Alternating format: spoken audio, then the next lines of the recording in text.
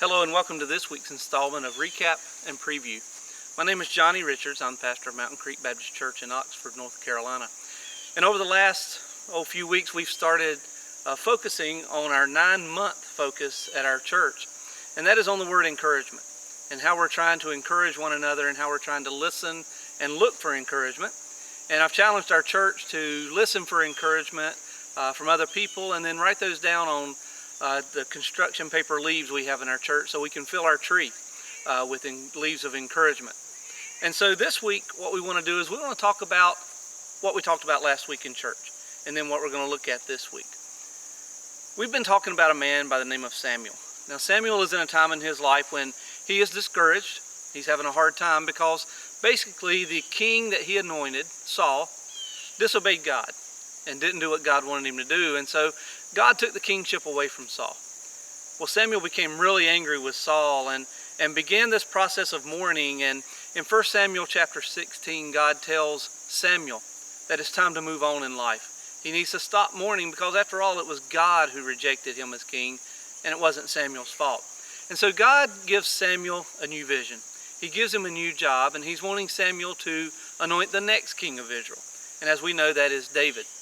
And so God tells Samuel to get up and move on and do this new thing. And last week what we talked about in church was the fact that there are times when we journey into the unknown future and it's a little bit scary. It causes a little bit of anxiety and stress and we don't really know what that future is going to hold or what that future is going to look like. And so we begin to get really confused sometimes, get a little bit nervous and stressful. And you may be one of those people who are journeying into the unknown future.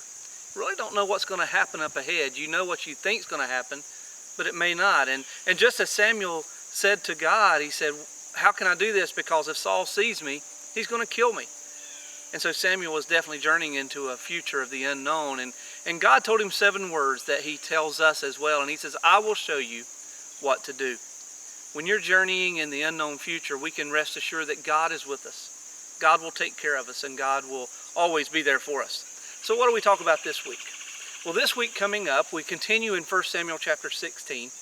And this week, we look at the fact that Samuel is moving on. He's doing what God would have him to do. But what Samuel has to understand is sometimes in our journey with God, sometimes in that future, the answer is no. And what Samuel's going to find is 7 times God told him no. It all looked good to Samuel. It looked like what it was supposed to happen. It looked like this person was going to be the king, or it looked like that person deserved to be the king.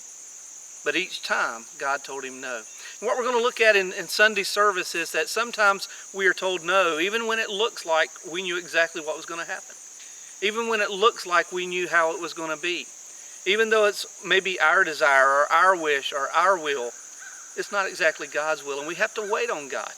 We have to wait on His timing. We have to wait on His will to be done.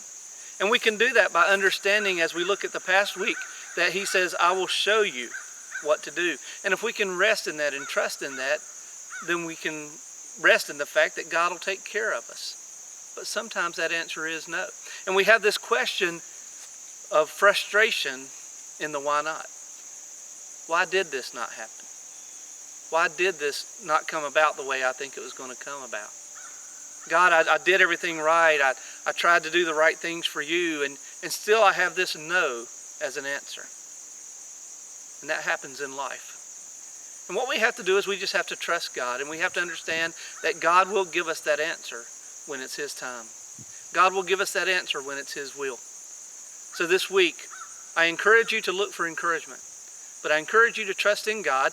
And if you're in our area, come out and be a part of our service as we look at Samuel and how he trusted God in the future. Thank you.